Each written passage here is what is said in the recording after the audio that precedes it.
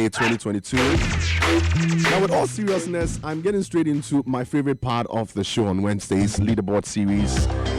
You guys know how long we've been running with this. Today, my guest is a special one. Now, before we get into business, for the sake of my first-time listeners, why Leaderboard Series is YFM's innovative radio programming content that was developed to provide inspiration for our listeners, especially the very young ones. Now, stats reveal that Ghana's population is young, with about 61% being 30 and below. Now, the International Labour Organization's ILO's Youth and Future Work of Service shows that about one-third of the youth in emerging and developing countries view their future work life with fear and uncertainty. I mentioned this earlier because there's not much to learn from. Everybody's a big man, but nobody's really ready to show you what it really takes to be a big man. Then again, if you're told, are you even ready to listen? Are the young ones ready to listen? This is what we thought of and decided to develop this show. YFM is Ghana's number one, urban youth station. We have year-on-year dominance in youth radio programming. A while ago, we deemed it a big responsibility to create this show, to bring leaders and achievers in various sectors and across the industries, of course in Ghana and beyond, bringing hope, meaning development and leadership coaching tips to our vibrant listeners and then our followers on our social media platforms. So my guest this morning on the Leaderboard Series is a consultant civil engineer with over 30 years experience with expert knowledge in environmental, water and sanitation engineering. He has a BSc Civil Engineering degree from Kwame Nkrumah University of Science and Technology, Kumasi, and of course an MSc with distinction from the University of Surrey, Guildford in the United Kingdom. He started his professional career in Ghana, or the Ghana Highway Authority, back in 1987 as a materials and quality control engineer, and worked on a variety of projects, including conducting engineering studies, geometric design, and subgrade evaluation of major trunk roads, corridors here in Ghana, and of course also as a resident engineer supervised emergency repair works, reconstruction of asphaltic concrete overlay of portions on the runways at both the Kotoka International Airport and Kumasi Airport in the early 90s, amongst others. He remarkably combined his professional engineering career with his other love, sports, which I found out just today. Yes. Broadcasting, of course, politics. Now, he became a household name anchoring the primetime sports highlight show on GBC TV for close to a decade, during which he attended and reported on the Seoul 1988, Barcelona 1992, Atlanta 1996 Olympic Games, as well as hosting the Italia 1990 World Cup show for GBC TV. As a political activist, he played a frontal role in the struggle to return Ghana from military dictatorship to democracy during the period the new Patriotic Party was founded. Now, in 2001, he was appointed by the president then, His Excellency John Agyekum Kufuor, as press secretary to the president. He is a fellow of the Ghana Institution of Engineering, GHIE, and a member of the American Society of Civil Engineers, ASCE. He recently successfully completed his stewardship as the executive director of the Ghana Institute of Engineering. He's credited with strengthening the institution, making the GHIE more vibrant with stronger public profile, visibility, and increased national and global relevance. He was recently honored with the Federation of African Engineering Organizations Award for Outstanding Contribution. He remains the Executive Director of the West African Federation of Engineering Organizations, WAFEO. He belongs to a number of international bodies, including the International Solid Waste Association, International Society of Soil Mechanics and Geotechnical Engineering, and of course the Committee of Engineering and Environmental, CEE, of the World Federation of Engineering Organizations. He also serves on the governing board of Land Use and Spatial Planning Authority, LUSPA, Ghana Green Buildings Council, Industrial Advisory Board of RCEE's UENR, Sunyani University of Stellenbosch Business School, USB Advisory Committee for Ghana, among other boards. In July 2008, he was decorated with the National Award Officer of the Order of the Volta. He's married to Dr. Laurentia Agyepong, and they're blessed with 3 children. Engineer KWABENA AGYEI AGYEPONG, OV, FGHIE, and MA. SCE takes a stand on the Leaderboard Series this morning. I'm super excited. I don't know. How does it feel listening to all this being read? Well, it's humbling. I really want to thank you for running through in such a short time. It's a snapshot of my life that you've put across to your listeners. And on this occasion, I want to say a very good morning to all your listeners, and I'm excited to be here. This is a station that I listen to. That's good to hear. Because I love music, wow. And especially when you're playing the oldies. Yeah. And this morning, I think I was listening to Ray Parker Jr. Yeah, that's DJ Ray Parker Radio, and it just gives me goose pimples. Yeah, those were the times of, the groups. Now we have only individuals playing music. Just a few of them left. Have the Commodores, sang the Kool and the Gang. Wow. So those were our days. Earth, Wind and Fire, BT Express, Casey and Sunshine Band. I tell you what, my DJ is pro with that. Ganja's been around for a long time, so when it comes to throwback tunes, that's right. Today you did the right place. Yeah, it will be a fun one. I love that. I want us to start off with, sorry to cut you. No, I was just going music. to say, when I was, it's good. When I was a student at Tech first year, I used to do part-time DJ. It was a big, great joint. We used to call it discotheque. This is, I hear you guys call it club. Club, yeah. Club. When I say disco, they say you're old-fashioned. It used to be called Hedonist. Okay. If you've heard of it. I grew up in Kumasi, but I think I didn't meet it. Hedonist. It's around, now the area is called Maxima. Okay, Maxima Junction. But that is exactly where Hedonist was. Great. On Friday nights, I'll be the DJ, and you go there and then play spin. Heavy music, imagination. I mean, I still love music, and right now the music industry in Ghana is booming, and I'm so happy for the kids. I mean, they are doing so well. The fact that they are making an impact on the international stage. Last year was it in December? No, when I went to in fact it was in March this year. When I went for the World Engineering Convention in Costa Rica, and we were on a boat ride, and the music in the booming out was from Ghana. Some from Ghana, some from Nigeria. Whiskey, Davido. The world is listening to us now. Listening to us, and it's fantastic. So it's a great time. I hope they earn money, and then take good care of it. Yeah. That's very important. Making the money and making the money work for you.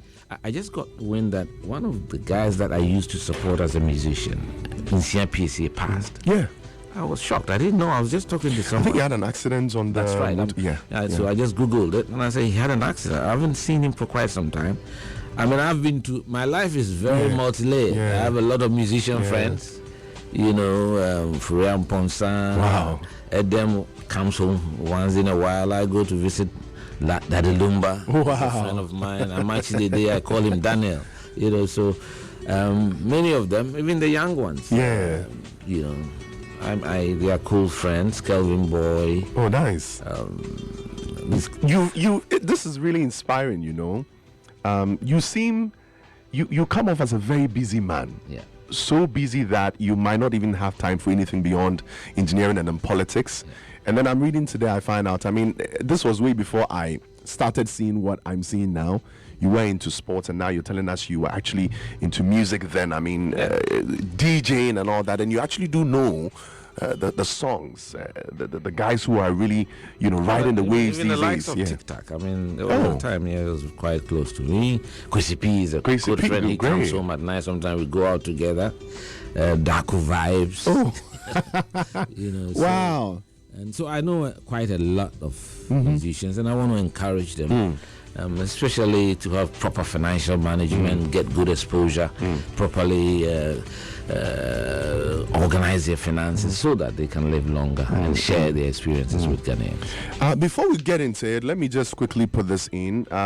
Engineer KWABENA AGYEPONG is one of the few people I grew up, emulating. I saw his life from afar. I grew up in Kumasi, and I've had keen interest in politics and things that has to do with, the national kick. Yes, that's the term we use now. Things that have to do with what we all have as a nation and how we manage it. And I'm not saying this because he's here, but I really, really respect him. I have so much respect for him, for the fact that on and off politics, he's a very busy and serious man with his work. I mean, if you know him closely, you know how busy he is, how he takes his work personal, how he tries so much to impact whatever corner he finds himself in. And that is why we brought him here this morning. I believe before he even shares his story, you pick one or two from his life so that you can be inspired. If you're a young engineer, I want the engineers to actually stay with me this morning.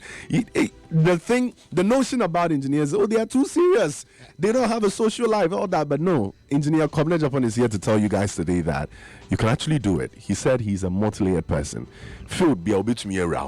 And that's all about it. We have our youthful days now to make the best out of what we have, so that when we get to a point where our body starts failing us, we won't find ourselves wanting. I want us to start off by talking about where you were born and how life was like for you then. In the early 60s. Yes, what kind of environment did you grow up in? Well, my mother tells me I was born at the Kumasi Teaching Hospital. Oh, same place. 6 March, Independence Day. Oh, nice. 1962. And of course, in Kumasi, my father was a lawyer then, lawyer KWABENA AGYEPONG. My mother was a stenographer, Margaret Agyeponge. She used to work at Shell, was the secretary to one of the famous MDs of Shell, Mr. Parker. Used to work with Parker in Kumasi at the time. And so you would think that, okay, I belong to maybe a middle class, but in Kumasi, in Krufrum, where I grew up, I'm sure you say you were born in Kumasi. I was like a street kid. Everybody is a hustler. You need to hustle for yourself. And I had a lot of friends that, they'll come and whistle early in the morning, and then I'll vanish from the house even before my father could see me. And then we'll be walking. We used to walk distances, and it's all because of our love for football. Go and watch. In those days where we used to have the Coles games, the juvenile football. It was very thriving. Wow. So you go to Swami. You go and watch Swami soccer. Then you move there. You come back to Ashtown, Heroes Park. There's a game there. Subin Valley. And there was a popular team, Fabewosu versus Young Krokro was one of the most, And some of these players grew up to become great stars, like Pukunti, like Papako, Pukwefri. Papako was a goalkeeper. He ended up being the captain of Kotoko, playing in the midfield for Ghana, and when Kotoko won the Africa Cup in 1983. So those were the days, and even behind Menchia Palace, there was also a venue. Yes. That's why I met Alhaji Grusa. In those King Faisal. King Faisal was a coast club. Yeah. And his first team was called Abugas. And then, Grusa likes to deal in this funny stuff. You come with his players with charcoal black. Just to scare you. On their foreheads with charcoal black, and they'll be singing Yediyadura Abugas, all those things.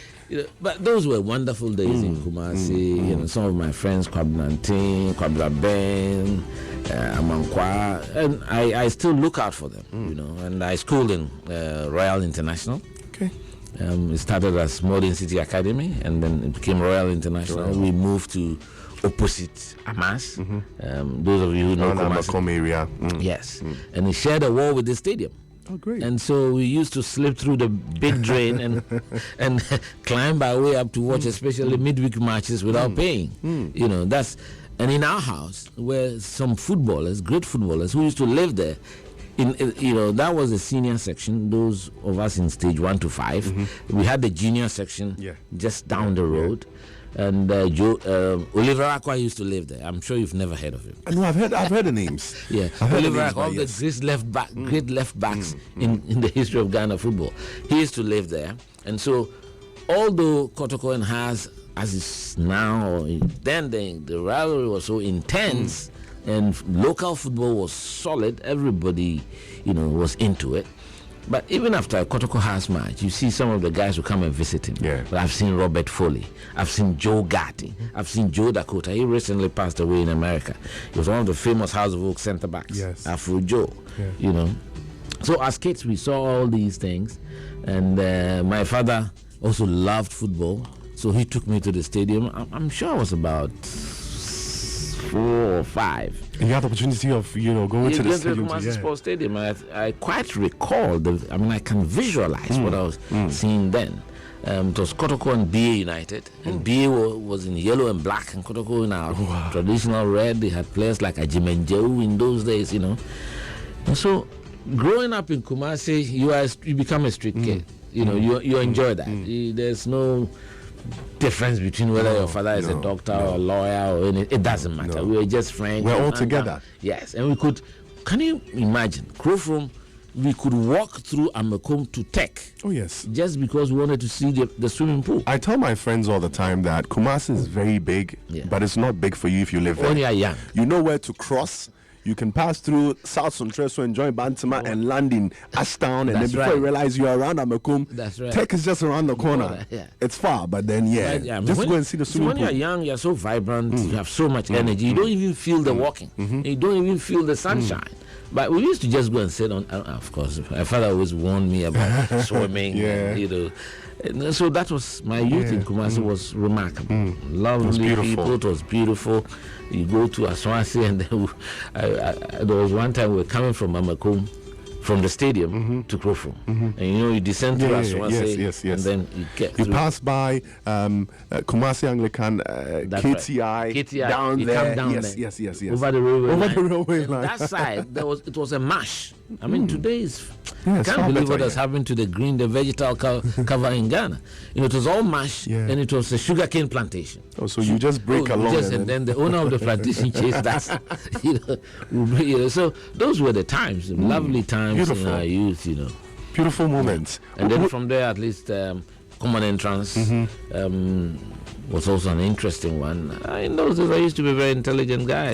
I bet you're still intelligent. I had some Comfort Pukumensa who was also always competing with me for first position. Margaret Amponsa. You remember the names? Oh yes.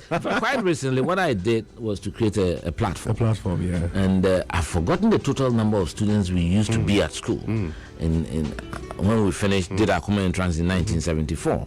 But at least we've been able to gather 17. Some are in America, Ricosa, Richard Appiah. That's good. Yeah, so we are getting them back together because in 2 years' time, it will be 50 years since we left Royal International. Now, I want us to do a good homecoming event in Kumasi. I'm trying to pull them together. That's beautiful. There are other ladies like Margaret Ankra, I don't know where she is. She's very intelligent. She's still around the Tech Junction. Emilia Watosi. I'm sure one of their family members will be listening. Yeah, Norma Fojo, she I could be able to find. At least I know her house just behind the Kumasi Stadium. And many others. So we are trying to reach out. Eric Corsa, Georgina Corsa, the Corsa brothers, they were all there. Called Forsen, and the Forsens they were in Kumasi, Fantis, but Kumasi is an interesting place. Yeah, I'm one. The Fantini Town. Fantini and all that. Oh, this is beautiful. It's fantastic. And then the dichotomy between Asante Kotoko and even Cornerstones. Kumasi Cornerstone used to be the club of the, I would say, the migrants. Yes. So you find Akwetama, who is a Ghana playing there, Tetegoleku, who is an Ewe playing there, and Razak, Abdul Razak, Golden Boy, who's from the north, Usmanu, and Adamu Danjuma. Those were the days, and unfortunately, I've always blamed Alaji Gusa for the demise of Corners, because it's when he focused more on Ken Faisal that Corners disappeared.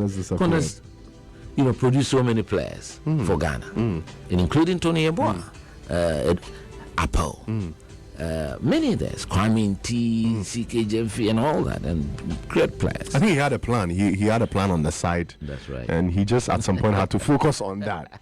Wow. Would that be where your keen interest in sports, started? I think that is exactly so. As a kid, we used to enjoy the coast football, move from venue to venue. And so I wasn't such a good player, but once in a while we'll play, and then I would score a goal, which was a rare occurrence, but we loved that. And just being part of the daily hustle and being normal Ghanaians and just fooling about. By the time I come home on a Sunday, my breakfast, normally we used to have rice water in the morning. But I would leave the house, Kobolo. I would leave so early that you slide breakfast, out early. By the time I come to come and listen to football in the afternoon, 3 o'clock, the milk will have caked on top of the rice. My father will be looking to lash me. So those were exciting times. It brings back so many memories, and that's the kind of feeling I have for the country, and that's why I'm very passionate about relations. I think very important as a human being, our focus should be on others, look out for others, how well we treat our fellow person, and whatever little support you can deliver to someone. I think that when you have a good day, it's when you've put a smile on someone's face. Yes, because if the people around you are not smiling, you definitely don't have a good day. Yeah, all the burden comes back to you. I remember when we had, in fact, just before we were going to do the common entrance, and in those days, the teachers in Kumasi were in such awe of the big schools in Accra and Cape Coast that they decided to choose, not to choose Infansipim for me, but to choose, I think it was Opokuwari. My father was livid. He had been to Infansipim school, and he came from the bush, Oyuko, and he used just to make sure you and he used to tell me that he went to Infansipim without even shoes. Yes. In the 40s, in the early 40s. So you are supposed to do better. He wanted me to be in Infansipim school. Fortunately, I topped common entrance, so you are there and you get a brown envelope with a stamp, Infansipim stamp on it, and it comes through the post, and then you are going to Cape Coast. Wow. And the day, October 4th, it should have been October 3rd, but at that time we were moving house, so October 4th. Your memory is fascinating. My father drove me in an Opel Record. In those days, my father had an Opel Record and a Chevrolet. Oh, wow. A Chevrolet, yeah. It was lovely. Went to KWABENA. Going there, I felt I was the most intelligent. Until you met the other ones, right? Until I met the kids from Rich Church and Christ the King and Morning Some Star. had come from Notre Dame. Yeah. So I said, wow, this is going to be some tough thing. But we survived it. Yeah, kept your head up. Kept my head up. At O levels, did reasonably well, got a distinction. In those days, only 115 people had a distinction across the country. 15 of them were from Infansipim. Yeah. I had to be one. Even if they are picking one, it had to be you. Well, no, there were some very brilliant guys. Kids, Wadi, Richard Apatem is a professor in America now. How do you do it? You remember names? Oh, yeah. I mean, these I believe in friendships. I believe in holding on to these things. One of my best friends still is my colleague from Infancy, Opepe, Ebukwansa. He's in America. He's an IT specialist. We're in civil engineering, in tech together. I still we keep ourselves together. We also have formed the 1986 group of civil engineering students who left. So we try to reach out to ourselves, and it's remarkable. I want to know the kind of career aspirations you had growing up. Obviously, Kumasi was very busy. Yes, we're all young. We're all excelling in school. What in your mind did you want to do? Did you have any aspirations? When you get to Infansipim, it's a tough competition, and they have a strange way of separating us to say the men from the boys. From 3, they'll do what they call mass exam. And Infansipim was so STEM oriented, it was not funny. And special maths exam, it was scary. So the top guys will go into what we call 4M. And then that is where you're going to do add maths, add science, and so you can choose between medicine and engineering. So that is what it is. And then science, S1, S2, those are likely to look to the sciences, medicine, if they are so good, and the rest. And then the arts classes are in G1, G2. Later on, there was a stream added, which was H, in Infansipim for health science, those who didn't really like science. And it's just we have some basic sciences, in those days. And I happened to be in the 4M class. So, 5M came back to Infansipim, 6th form, became the library prefect. I was the library prefect too. Wow. In Infansipim in 1980-81. But all because I love football. This librarian, Mr. Nkumsa, because I wanted to read the newspapers all the time, I would be chasing him. And after that, he gave me the responsibility of going to town to go and get the newspapers for the school. So I had exit to go to town all the time. And there was this, my senior, when I was in Form 1, he was in Form 3. I've been trying to look for him. If anybody can get me to know EPK Ata, Epoke, I know he was from Kuforodia. I hear he's been in Hamburg, or I've been trying to. I want to meet him again. He loved me. He when I was in Form 1, he was in Form 3. He was the one doing that. He handed that over to me, so I could go to town, go and pick the school's newspapers, come and paste it on the notice board. Just because after you've read them, of course, and then I paste it there so that the students can come and read it when they are going into the dining hall. And then after that, I have to come and remove it in the afternoon and deposit it in the library. So, and the library prefect in Infansipim was very strange. We, the Kumasi guys, kept it throughout my time. When I was in Form 1, Osei Kwame, he was a Kumasi boy. and then you took over. And then John Sarko, who was lower 6. Then Akwesi Ajima, unfortunately, he passed away quite recently. So he became that. It came down through Amankwa and myself, and Amankwa's father and my father, Ajyepong, had a law firm in Kumasi. You know, so as for before I left, we made sure that we still kept it. You still kept it, right? You passed it. Kumasi guy. I hope you guys are still holding on to it. The Kumasi guys. I don't know that, but I think we should check on them. We will check on them. Yeah. But on the side, you did love sports. Yeah. And you had, you know, the aspirations you mentioned. But what were your? I mean, beyond the people you've mentioned, did you look up to anybody as a role model? Anybody you looked at and said, you know what, I might want to take the shape of this person in our society? No, I think that was basically my dad. My dad was my very close friend. There were 2 girls ahead of me, but because I was the first boy, we became very close. And he would tell you the fun years of stories. You know, about the World War, when they were in Form 5, that was when the Second World War, you know, he'd tell you stories when there was a plane crash in Cape Coast, one of these armed forces, Air Force machines, you know, and all that. So he would tell me the history of the country. So I looked up to him, and he was a very modest character. He had no time for materialism, you know, so my dad... You know, I remember even building in Kumasi, it took him years. Every Saturday he would take us to the site. You know, we were building in Asokwa, and eventually he finished it. You were closely involved. Yeah, every Saturday he's going to site. All the 3 of us, we are with him. You know, and so he's really impacted my life. And when I grew up in Infantsipom, he would tell you, he will send you to school, but he will never come there. He said it's too far. Hey, at least he was honest with you. Yes, and he warned me not to go and swim. Again. Where you are, in Kumasi, you are very far from the sea. Yeah, and you used to walk a long distance just to go use the KNUST pool, but now this is the sea is just there. That's right. So he warned me. So I never went near the sea. And so to today, I don't know how to swim. Me neither. That's the thing, yeah. You know, I tried to learn it many years ago at Sun Sport or Sun Lodge at Roman Ridge. I think Sun Lodge, yeah. Sun Lodge, yes. I tried a few. I was getting better, then I lost interest. We can't all swim. Yeah, it's normal. God didn't create some of us to swim. This is someone, in the 7 years at Infantsipom, he visited me once.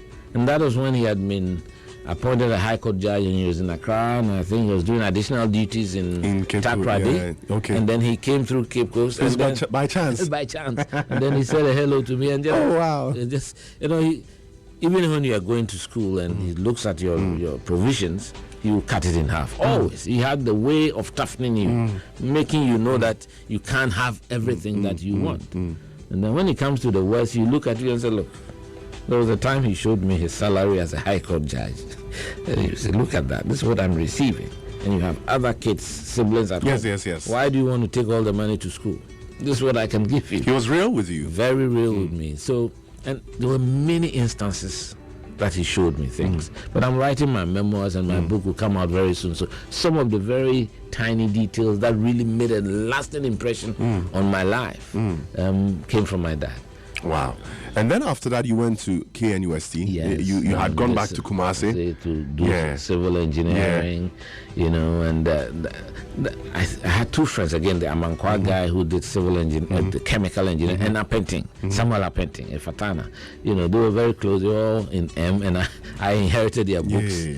And I was also, but I was determined to do civil. I don't know why. I can't remember, but we used to have arguments with a colleague of mine. He's now a Methodist priest in America. He finished civil engineering, was working at the Ghana Railway Corporation in Takoradi, but he's now in America. He's a Methodist priest. Wow. You know, so we had a little bag, and then when we were walking to the academic side, we said, civil. So they mentioned civil. You know, so that was part of it.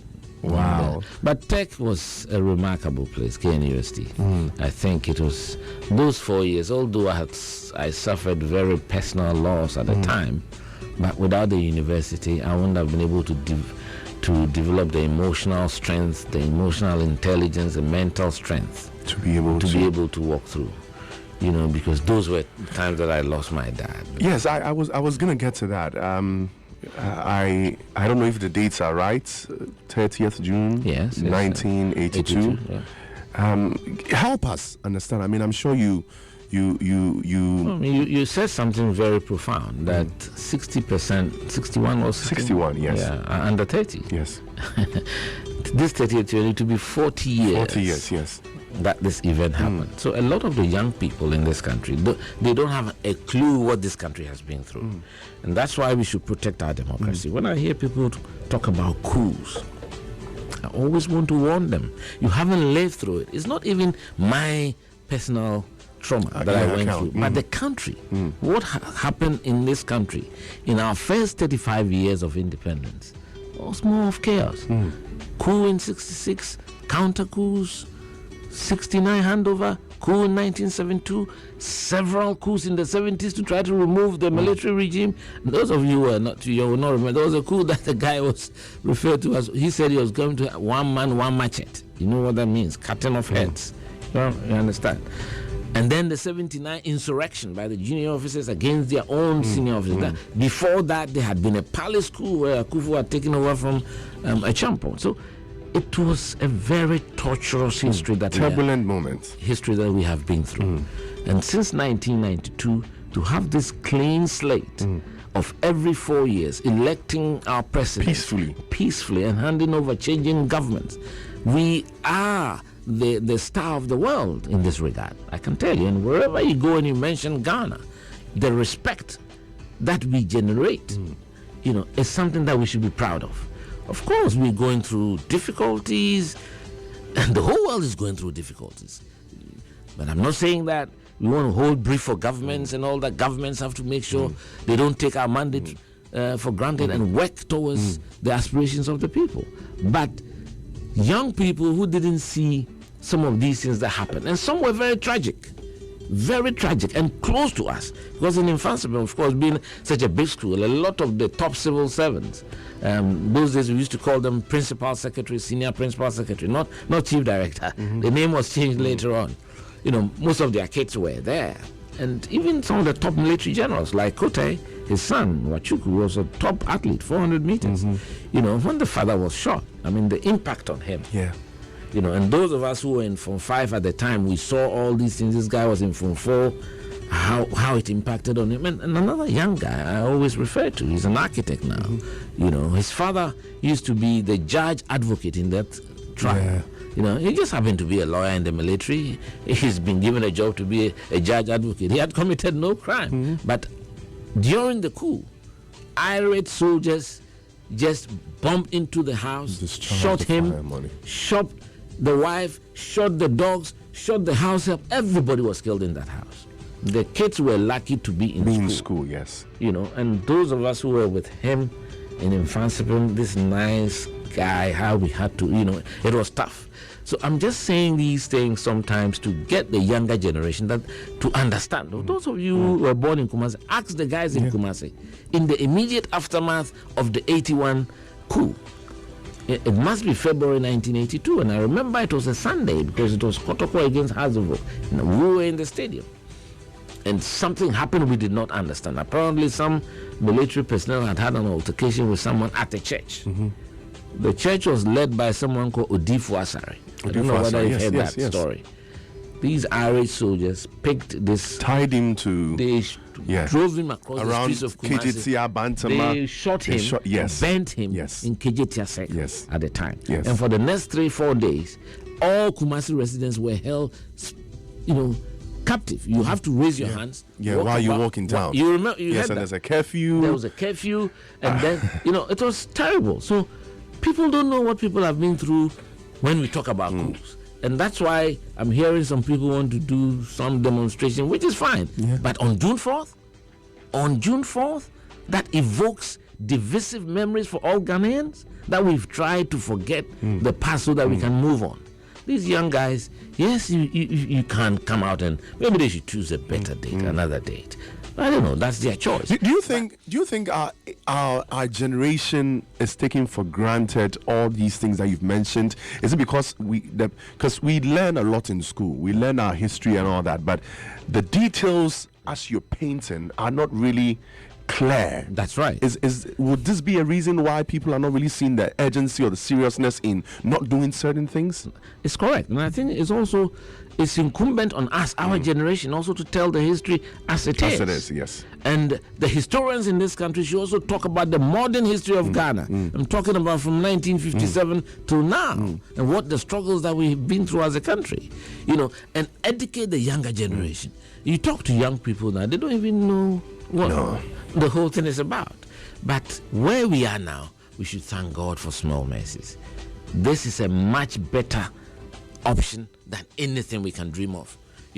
That every 4 years, if you don't like what you are seeing, you have the opportunity to go and cast your vote. And even that one did not come per chance. It was a struggle to get the country back to democracy. Some of us have to sacrifice. It was tough,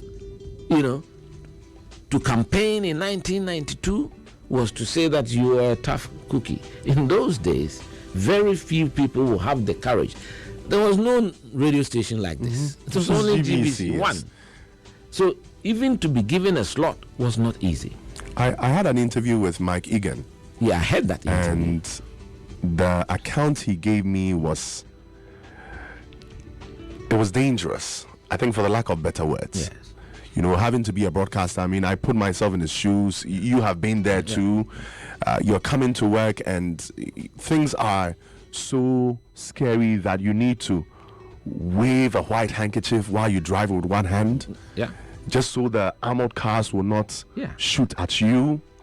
All because you are going to broadcast. A lot of things have happened in this country. And these are the dark moments people don't really talk about. That we don't want to revisit. And that's why when people talk about those dates, that they're going to use those days to do certain things, it evokes very divisive memories of this country. But a lot of people lost their businesses. People ran out of this country. Lost family members. Your money will just be confiscated for no reason. We don't know what happened to those monies. A lot of things have gone on. Ghanaians have done well. During our time, President Kufuor's time, and I was press secretary, the National Reconciliation Commission was a great initiative. Just to heal people, just to let people vent their frustrations, ventilate their frustrations. And I think some of you young guys should go into the archives, and I'm sure it's on YouTube. Yeah, it's on YouTube. It's on YouTube. From time to time, people should go and listen to the experiences of their fellow Ghanaians and how they were treated. People, they mix cement. People drank it. They will mix cement and force you to drink it. Things have happened in this country. So war is not good. What we have is a system that should work. We may have our shortcomings, disappointments and all that, but the best thing is to respect the Constitution. And every 4 years, we all go to the polls, and the majority will decide who they want based on the messages that they have imbibed during the campaigns. And of course, governments choose to realize they should not lose focus of the fact that they are there for the welfare of the ordinary man, especially the underprivileged. That should be the focus of the politicians. The mandate of the people. That's the mandate of the people, the welfare. You are there to support. To serve. To serve. It's very important. In my life, I've always said, we're built on 3 things. And I learned a lot of it from my dad and the initial leaders of our party. Those who just sacrificed their lives. They were prepared to serve the party. They were prepared to sacrifice for the country. And they were selfless. The likes of Stephen Kreku, I'm sure you've never heard the name. No. He would give anything just for the party. He was a consultant, a QS. Those didn't even live to enjoy our power, but they didn't care. The likes of Kuman Petu, Kwesi Lamte, Teresa Tego, Amele Tego, the first women's organizer, Sheikh I.C. Quay. He's still living. So, the things that we have been through as a country, the struggles that we had to endure. And those days, politics, the campaign in 92 was stridently divisive, tribal, It was not easy. I mean, today everything, you can go everywhere and campaign. There were certain portions of the country you have to turn your convoy back because you'll be met with stones and sticks. And that's a fact. This is a reality of our country. So that's why I don't want to hear people talk about various parts of the country. I am very detribalized. I was born in Kumasi, but I spent most of my life studying in Cape Coast, and I've lived in Accra, and I'm Osumanje. Yeah, because when I staying in Osu, that's your turf. Yeah, that's my turf. You walk around Ringway, Akweje, no, Manyama Vega. Go here, Thomas Antonio, and I was at highway sometimes. A few guys will be speaking Ghana, maybe they'll be gossiping about you. Look at this typical Ashanti face cannot get a word.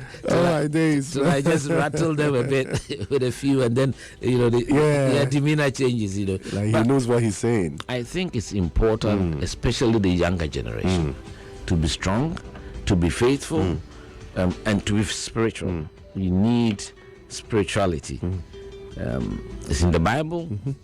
I was born a Catholic because my mother was a Catholic. We used to go to the Catholic church, Roman Hill. Yeah, but because of infancy, my dad was Methodist, so I'm now a Methodist, member of the Men's Fellowship, Mount Sinai Society at KWABENA. That's great. Because when my father died, his very close friend, Mr. Albert N.T., he was one of the founders of the church. He took care of me. We used to stay in Dome, Tantra Hill. It was all bush. In those days when I'm going home, I have to take a Nsawam car from Circle. Yes. And then you drop at St. John's Secondary School. It was all bush. Then you walk. There was only one poultry farm up there. And then you walk home. There was no electricity there. No street lights, nothing. We used to use a generator. So today when I go to those places, I see the shopping malls, I just look at it and say, wow, I've lived through the transformation of this area. That's beautiful. Yeah. After KNUST and of course all these things that happened, and by the way, thank you for that address. I think it was very necessary. It's a wake-up call to a lot of people. I believe it's important that they recognize that what we have to hold and say. We need to appreciate and then protect it. We have to hold government's feet to the fire to make sure they are doing what is right by the people. But violence should never be the way.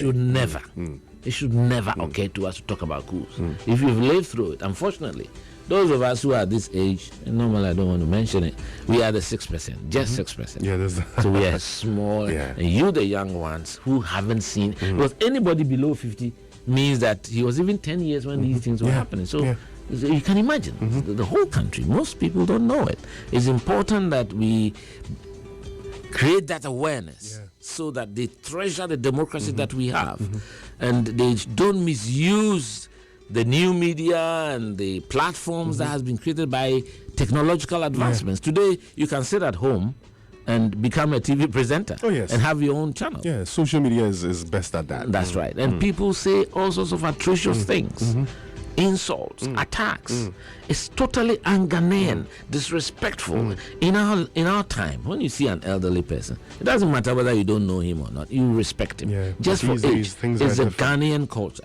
These days, the young people, when they are I see they talk to people and there's no regard for the fact that there's an elderly person.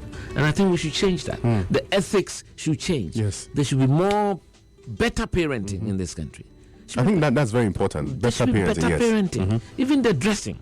In those days, you can't move out of your house dressed in a certain way. An elderly man from another house will just walk you back home.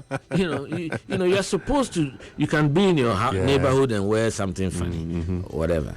But you can't step. You yourself won't feel comfortable. You understand? But now, these days, I walk around the street and you see people dressed as if they are just out of their bedrooms. It's amazing. So we have a cultural problem that we have to deal with, and an reorientation of the youth for them to be confident and strong, not to be overly reliant on central government for their fate.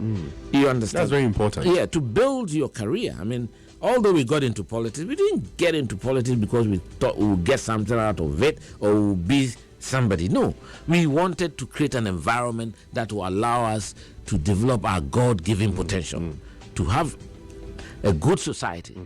You understand? So every one of us should develop himself a career. And a career doesn't have to be the formal, straight through you to can tertiary. create your own path. Not everybody can do that. Some people are better handling things with their hands, and they have different assets God has given them. And we should encourage that. Entrepreneurship, business development, and the society and the government should support them with cheap credit or grants so that they can also generate business and do something for themselves. And especially if you look at the social media now and the digital space, there are opportunities for people to use that to make money. Varied opportunities, yes. Those are the things the educational system should look at and see how they can inculcate and integrate it into the curriculum, and so that we can teach them the new things. Because the whole world, the economy is changing, is diversifying, so we can't go using the old rule book. It has to change. It has to be. We need to reform things. We need to reform things. And, very important. But the training and the ethics, and that's one area I worked on as hard as I could when I was executive director at the Ghana Institution of Engineering, to make ethics a major part of the training of engineers. And I'm happy that a lot of universities are now tapping into that, delivering courses as part. In our time, we didn't have any course in ethics or anything of that. So that's why you said engineers were hard, tough, But I always promote the view that the social skills, the skill set of engineers, interpersonal skills, is very important, especially for we engineers. We deal with serving society, whether it's roads or buildings. And so if you can interact with the community and even know their problems, how do you solve them? But because we were very bookish. If you don't have empathy, I mean, and all these things should be taught. These are soft skills. That's right. Special to the field. So much that after you become a professional, you're dealing with human beings, right? You need to have certain things at hand, so that if you have a contract or you have a project, you look at the people and you see how they are suffering. Something is going to move you to speed up your work. And to do the right thing. Not to over-invoice the contract. Yes. Not to cut down on quality. That's all right. that. Those are the things as engineers and as professionals. We have to hold our hands in the skies and say that, look, we have not been able to deliver to the satisfaction of the Ghanaian people. You understand? So we have to work hard, look at that, and look at ourselves and look. I remember, I will never forget, as a young engineer, it must have been late 1987, and I was going to supervise or going to take samples for, I was a quality control engineer at the materials division on a road project in Adenta. Adenta was all bush. Even Tetekwashi was bush. The only hotel sitting here to the right was Granada Hotel. Do you know Granada Hotel? Yes. There's the one sitting there to the right, Granada. And it was a top hotel in those days. And Tetekwashi was a big, dark, bushy runabout. And East Legon didn't exist.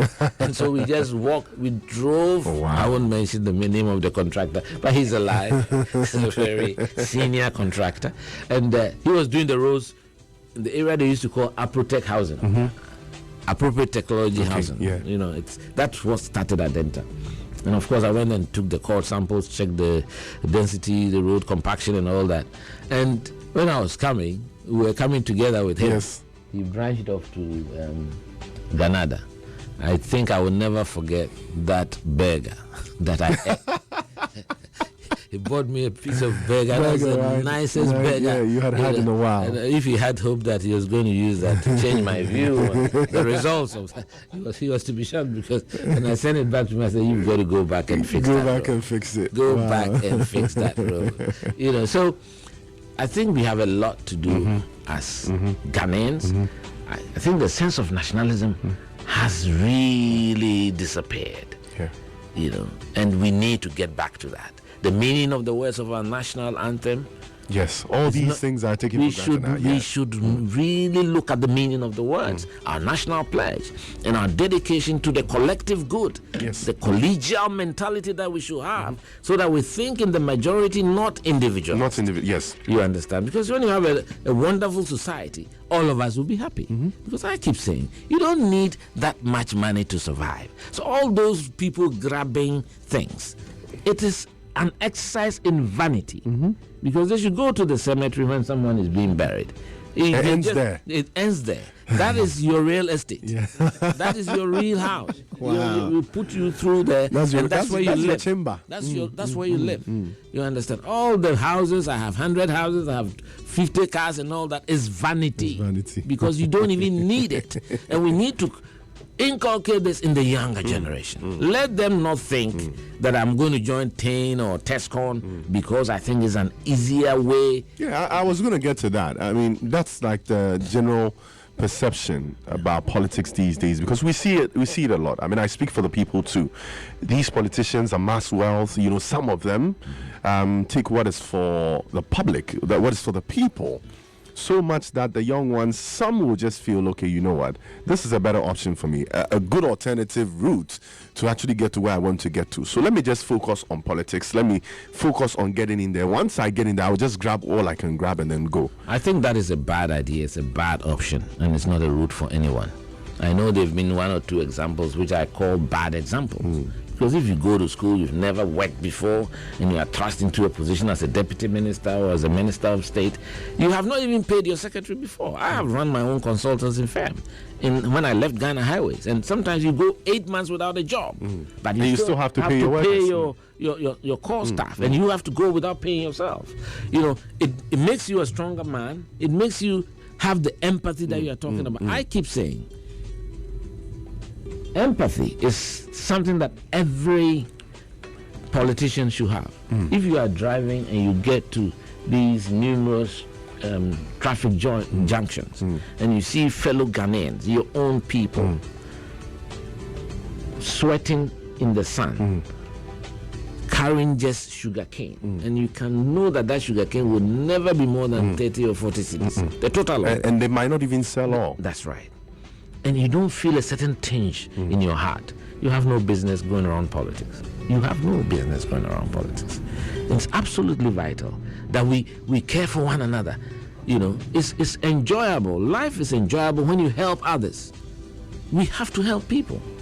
You know, and I'm saying this in all humility. I like building up people. Yeah. Right from the days as press secretary, I had a team of young people who I just called in to build and mentor. Some are lecturers, doctor in Legon, others in UMAT, many places. I mean, for instance, in the 2000 elections, I brought in Pius Hajide from Legon as a student. Come and do the Ewe advertisement, for instance. You know, and many people. I do that. So there's a lot of young people in Parliament now who worked as my executive assistant when I was General Secretary to the MPP. That is what people should do. Bring people along.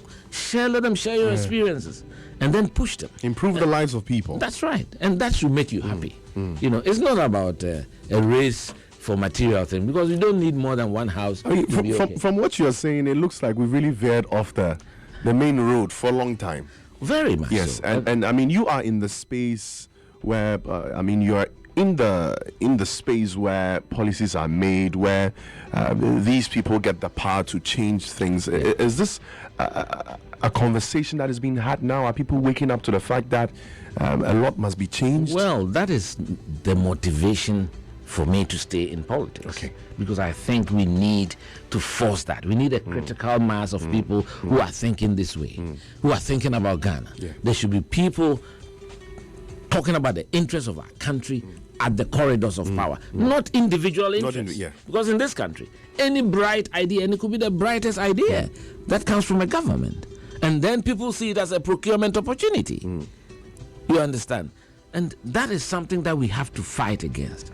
And it is we, the politicians, who have to rise up and say that what we are doing is wrong. We can't do that. Stop doing it. And we have to have the strength of character to tell people in the face when we think they are going wrong. Respectfully, not insulting people. Those are not the things that we are taught as Ghanaians. It's totally un-Ghanaian. And it is creeping into our territory. And people are using unprintable words, unethical words, you know, even to the president of the country. You may disagree with maybe one or two policies of his, but you have to show respect to our country. Once you insult the president, you insult our country. Yeah. And that's why when I was General Secretary, when some of our party members go outside because President Mahama was on a visit somewhere and they go and insult him, I said, you can't do that. Yeah. And I got a lot of internal attacks for that. Yeah, I know. For that. But in today's world, when it happened recently to President Akufo-Addo, someone posted the interview I had with Kwesi Pratt on hot issues. Was referring to that. And wrote under it how prophetic. Because then in 2015, I warned them that I don't want a future President Akufo-Addo to be treated like that. It's completely un-Ghanaian. So when you see Ghanaians, you go to London, you are a Ghanaian. Your president has arrived. If you want to have a demonstration just to hold placards to show disapproval of certain policies, I think that is allowed. That is fine. But raw insults, disrespect, and capture it and put it on social media, that is un-Ghanaian. Engineer, but don't you think the people have condoned, I mean, all the things that we just drew our attention to? Don't you think they've sucked it in for so long that now they are no longer controlled by all the ethics that we're preaching now? No, we have to get them back to basics. Okay. It's absolutely vital. We can't have a disorderly world, a disorderly society. We need to impose order and discipline. We are in a country where people don't work by the rules. I mean, I was just driving and you see someone can just come and dump aggregate or sand just because you are doing something in your house doesn't mean you should inconvenience everybody coming around. And the assembly won't say anything about it. They won't take any action. So the next time you see another person doing the same thing, it's like all these guys who have just taken over the little real estate by themselves. Yes, you may want to sell. We know that, we recognize your need to engage in economic activity, but all of it has to be regulated properly. And it has to be regulated from the top. So if you have assembly members or the district assembly going to collect little monies from people without even recording it, you understand? And then allowing people to fill the pavements that people to walk, that creates a chaotic situation. So in Ghana now, you have the springing up of human settlements that are chaotic. And the beauty of any country is how this human settlement is laid out. Yes. When you travel, when you travel, before you land, you've seen the roads. You've seen the roads. You are impressed. In a country, you go there, you don't hear about their inflation or joblessness or that. It is what you see physically. And because I'm also a practitioner in the built environment, I'm very passionate about that. So it's something that we have to draw a line in the sand and start regulating. We can't have people just developing ahead of plans. An area should be declared a planned area before development is allowed. And so you fall in the plan. You fall in the scheme. But what is happening around now is that we everything goes, everything goes. So there are no parks, there are no fire belts. It's the ecosystem is not properly defined. And in Accra, if you looked at the map of Accra in 1920 and you graduated a digital map, you see that the green cover is eroded significantly. That was supposed to be a reserve. Yes, it's eroded significantly. And people talk about floods. Yes, you have floods because when you have green cover, when it rains, it percolates. Yes, exactly. It doesn't flow. So it only flows when the ground is saturated. So you have very little runoff, maybe 10-20% runoff. And that's what we do in water engineering, so that we can plan and design sustainable urban drainage. But you go to people's houses, the place that you are building used to be, I would say, not a forest or a green. A green belt, Now you've built there, your roof is 100% impermeable. So all the water that falls on it will have to run off. So it changes the dynamics of the drainage system in your area. So in planning and in engineering and built environment, we have something we call pre-development drainage regime and post-development. And you've got to do the analysis. Now, in certain places, that if you build a house, you have to put in trees. Yes, find a way to a portion of your household has to be greened. All that, so that you reduce the amount of water that is being shed from that particular plot onto the general drainage system. So these are things that we have to look at as Ghanaians, and especially the technocrats, especially the assemblies, and that's why I would say I'm dissatisfied and unhappy about the balkanization of the assemblies. I don't know whose idea it was and why we are having in Accra alone so many assemblies. It makes the engineering management of engineering functions very difficult. Because the roads will traverse maybe 5 districts. Yes. The drainage system, but you need central control and central planning to do it well, holistically. You understand? So I think we should isolate engineering management from political administrations.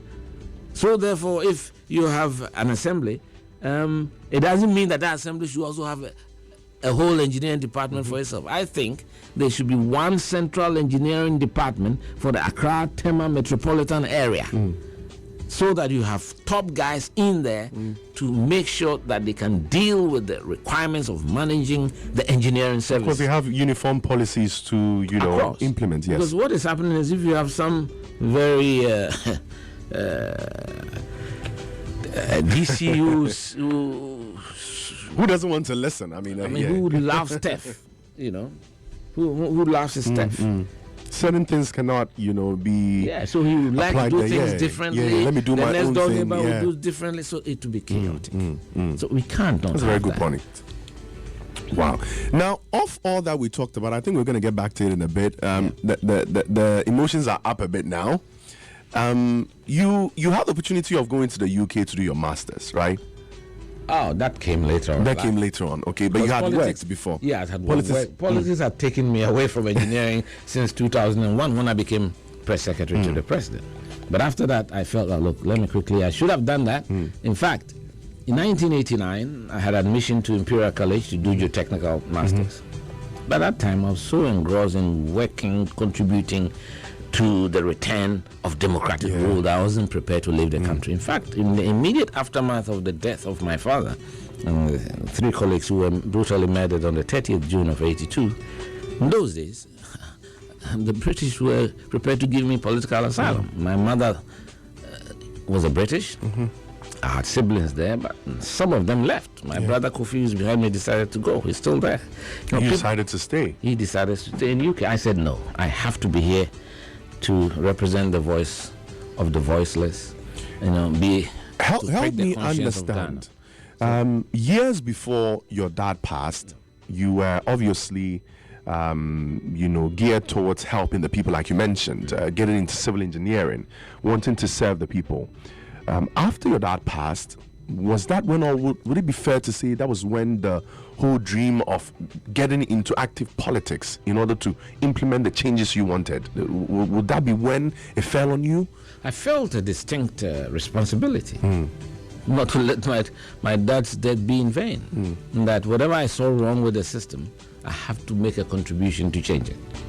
And so therefore, it ignited a fire in me. I said, look, make sure you can fight for a liberal government, liberal policies, a liberal country where everybody can share their vision and realize their God-given potential. So that really was important. And after that, you were in engineering. After school, you worked. But Ghana Highway Authority was a remarkable place at the time.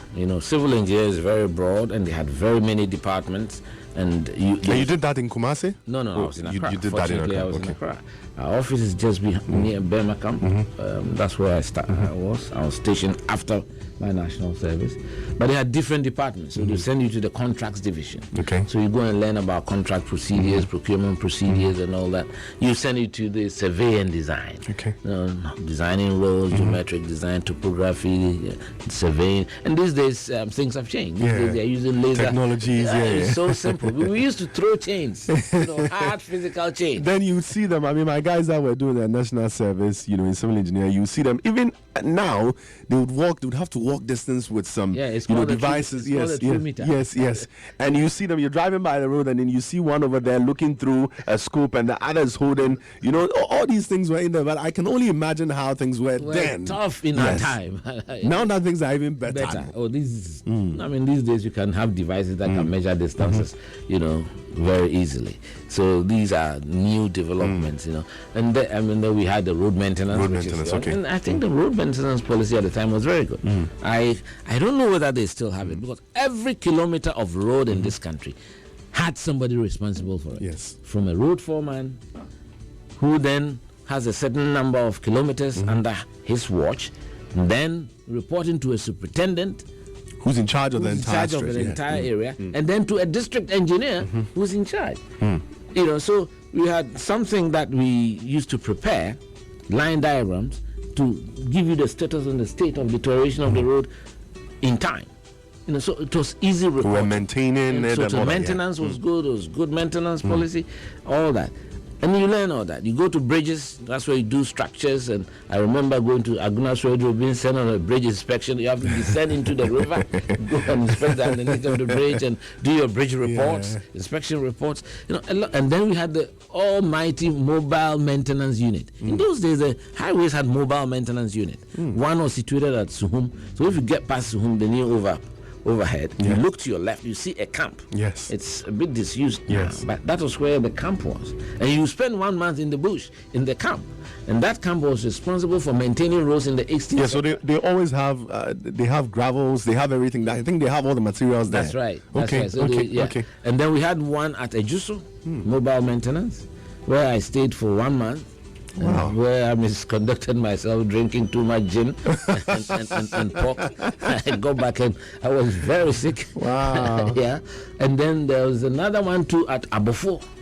Abofo, yes, I know Abofo. Looking at the northern sector, and we stayed there. So, it makes you a more rounded personality. In those days, the Kumasi Cape Coast Road was totally shut.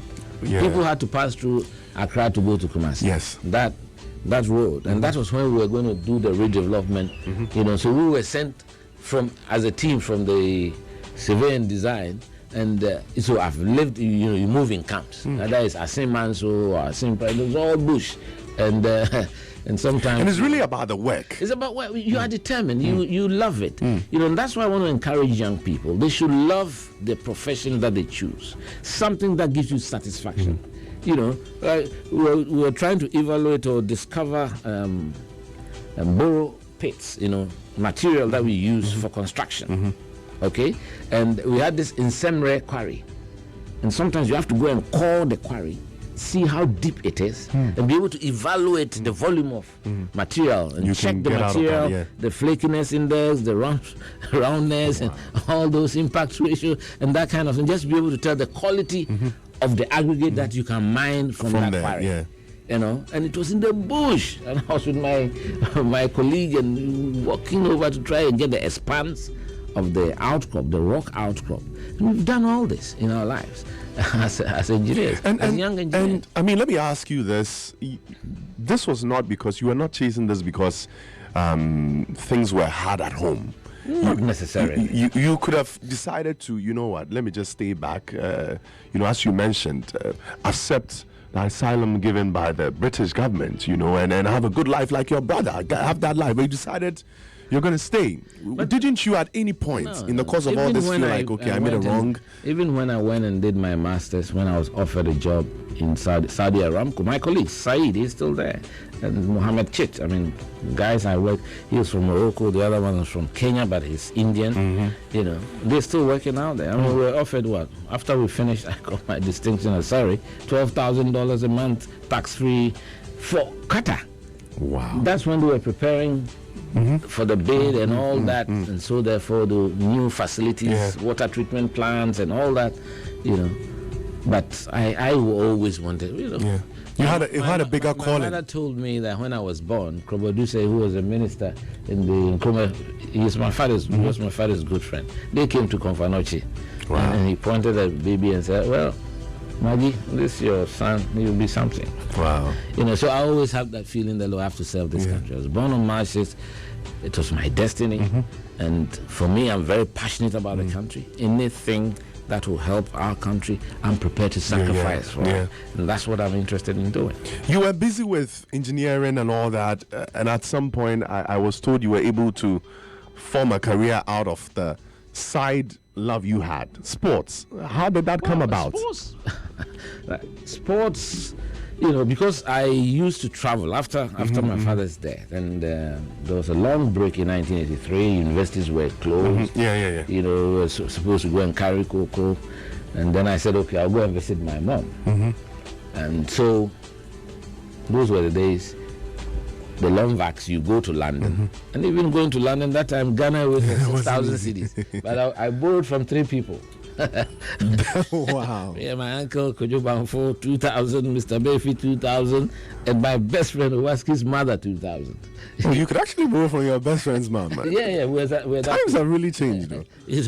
And then I went to London to work, and of course Saturdays you watch football, and I used to watch what they call Saints and Gripsy, Football Focus on BBC, Jim Rosenthal, and that's how come I said, this is something I can do. I will enjoy doing.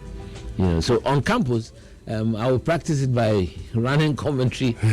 Doing their games, right? You go to Pajo and... my 2 doors, Moses Asaga will be shouting, Kala, you are making noise. He was also a student then. So I love that. So when I came back from UK in 87, after I finished school, I went to UK for a short while, work in a hotel, Hyde Park Hotel, with my bow tie in the grill room as a waiter. So when I see the waiters, you've done all that. Oh yes, I tell them, look, I've been a waiter before in top hotels. There's a 5-star hotel, and I remember I was there when the Ugandan president, he's still the president. I can't believe it.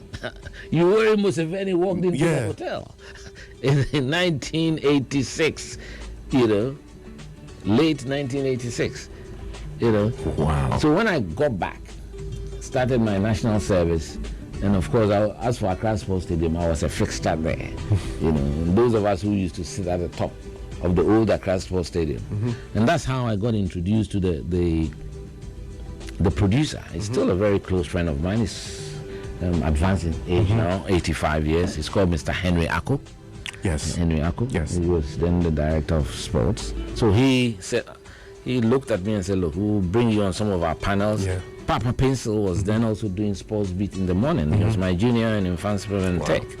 And he said, he knows that they used to call me Kala. As for Kala, he liked. So they put me on, and then they realized that I had the potential. So I started running commentary at the stadium with the likes of Professor Kumado, Winston Davis. He passed about 2-3 months ago in London. And just to set the record straight, you had no formal training for this? No, at that time, no. Okay. Later on, you had to, advance. Yeah, we'll go to BBC a short time. This guy was my friend, the Sierra Leonean, who was hosting a Focus on Africa, Hilton File. Hilton, yes. And, we spent a few days there. Elizabeth Ohene too was there. Oh, nice. In the Bush House. I was going to visit her in the small corner, So those were the days. And then I started running commentary with Edward Fachi and, the senior ones. So one weekend, I think Edward Fachi had gone to Zaire. Now it's Congo, to cover Ukwawu United on African Cup Winners' Cup or something like that.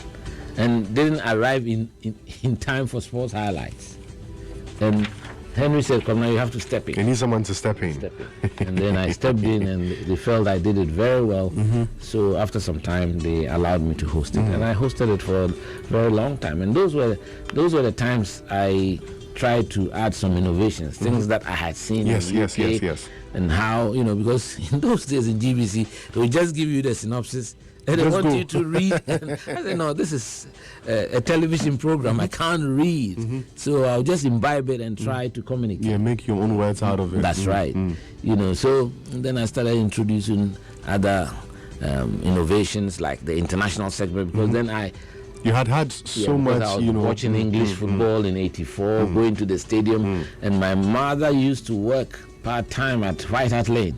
Great. I remember one day going to visit her. She was in the pay office, and Ossie Adilas, Ricardo Villa, and John Tijosi. These are big names. John Tijosi was a Nigerian, and Tunji Banjo were in Spurs at the time. It was something out of the ordinary. Because I think Gat Crooks was the only black. Was the only black, yes. In those days, and I'll be in the office, and they'll come for their pay. It was every 2 weeks in London. And you'll be there seeing them. Yeah, in brown envelopes. In Britain, in Britain they used to pay bi-weekly. So bi-monthly. Bi-monthly, yeah. So I brought some of that innovation to GBC.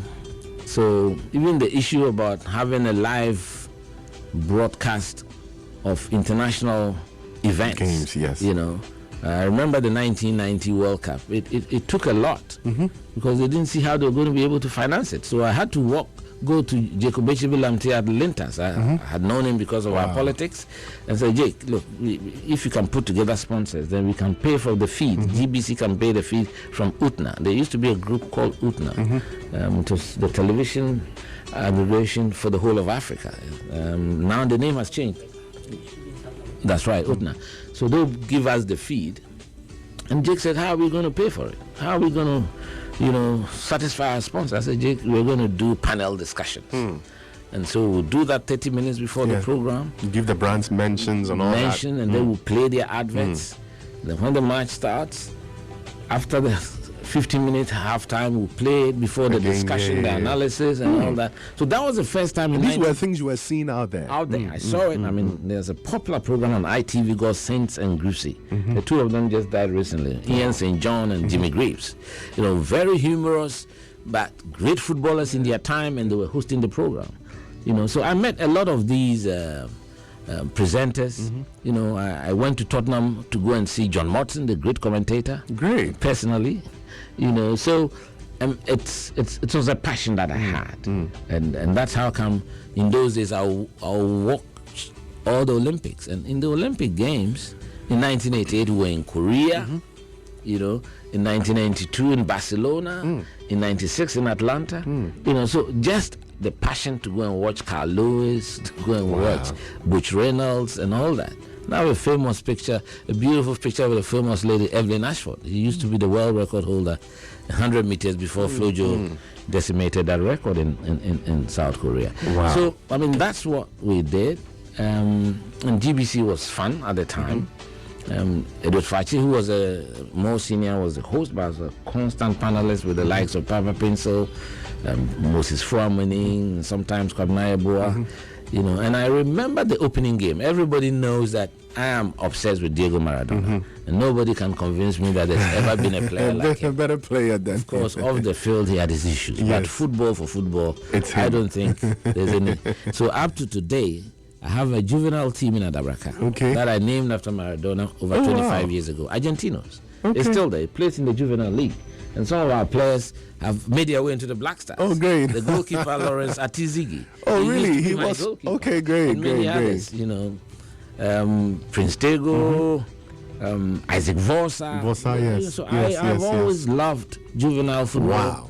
So that's when I say my life is multi-layered. You've done everything. I still do it. Every this week I have to send money so that they go and play away matches, pay for medication, buy, and that's why sometimes it saddens me when we go to the World Cup and we make the money. It never trickles down to the all base. these structures. Yes, at the base we don't. There's no gate fee. We have to foot the bill. We have to buy jerseys, boots, balls, their medicals, transport, feeding.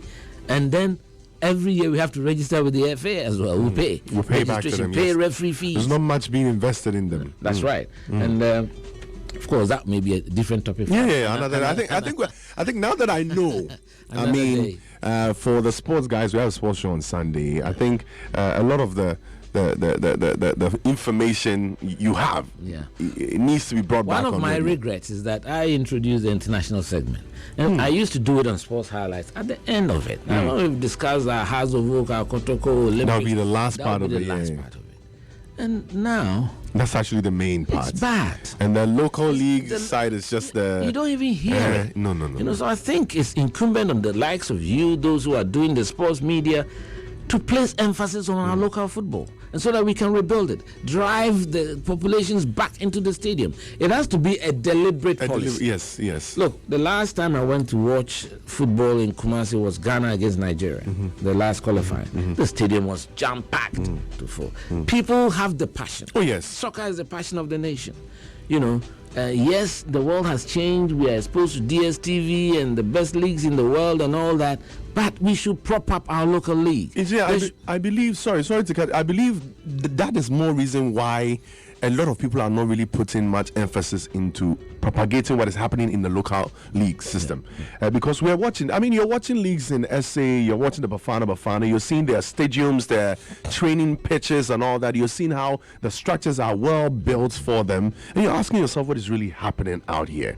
You mentioned something very important, that we win all the trophies, we get the money, but it doesn't really trickle down to the structures that be. That's right. I believe if a lot is done, because putting much emphasis on what is not really developed at some point also sort of like it stains the content. That's where respectfully and humbly I disagree with you. I think this is our product. The English have made a beautiful job of selling their EFL to the whole world. So you go to China, they're watching it, and that's why sometimes they'll sign a Chinese player just for the marketing rights. You understand? So they've looked at the marketing angle and all that, and the amount of coverage they give it. If we can do a similar one. Look, what has happened in Ghana is atrocious and it is painful because we've taken soccer from the community, from the people, and then given it to individuals. So now you look at the league and you mention certain clubs, you don't know even where they come from, who their supporters are, but it belongs to certain people high up in the FA. And I think that is wrong. That is wrong. Again, it is this individualistic streak in us that is destroying governance and politics, that is destroying everything. We should be community-based. The collective interest is no longer there. The collegial mentality should be there. Because football and sports is community. For the people. It's for community. So, when we were kids, as if it was by design, but when I grew up, every region had 2 teams. So if you go to Volta region, there was Ho Mighty Eagles, there was Ho Sunset. There was Koforidua Rovers, and Abuaka Susubibi. There was Venomous Vipers and Dwarfs. 11 Wise. United.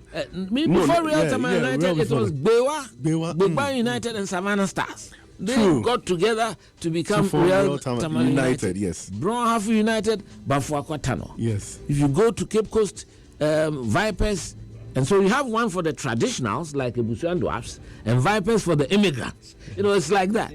So you go to Cape Sekendi, Wise for the local people, the hunter people, and Hazakes for the immigrants. So Nate, who was from Accra, who was doing his business in Takrady, was virtually running Sekendi Hazakes.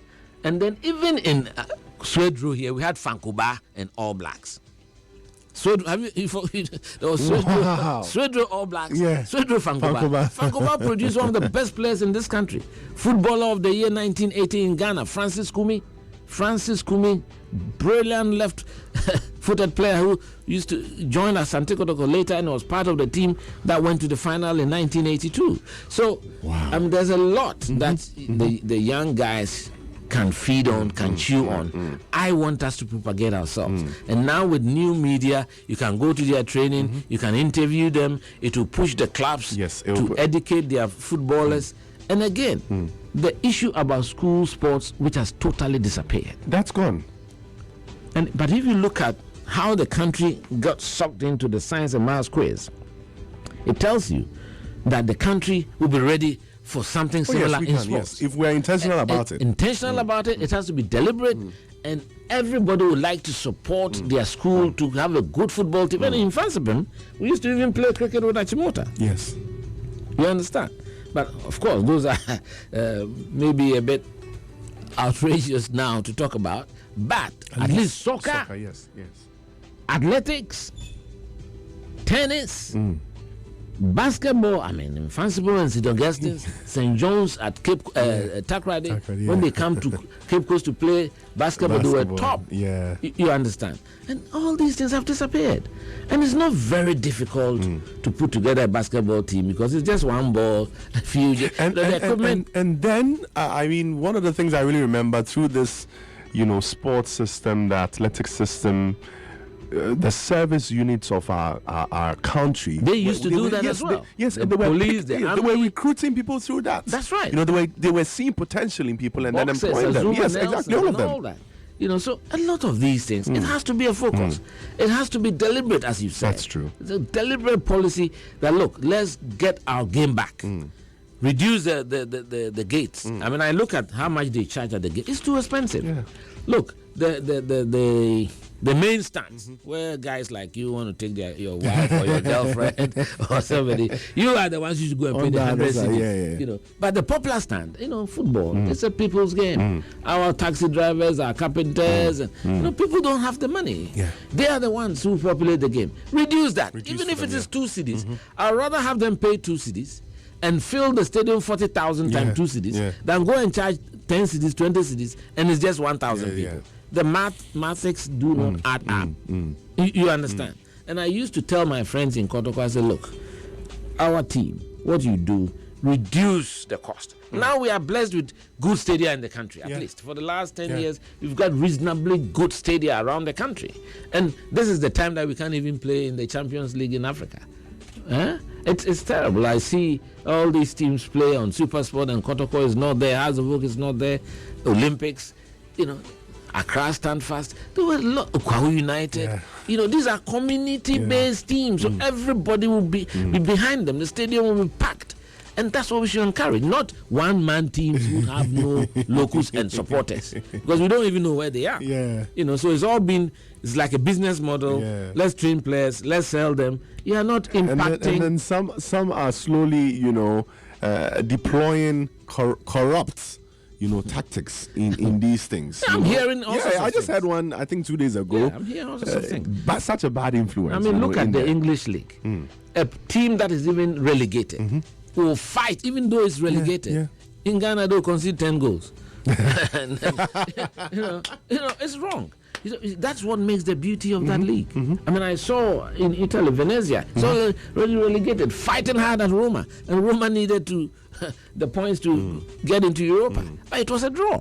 They had nothing to gain but pride, okay, and the fact that they respect the job that they're doing. They've been professional about it. And so it's important that leadership in all aspects of our life in this country, whether politics, business, quality assurance, quality control. Quality assurance, quality control. It's absolutely vital. And if we are nationalistic, our party is New Patriotic Party. There's a word in there called patriotic.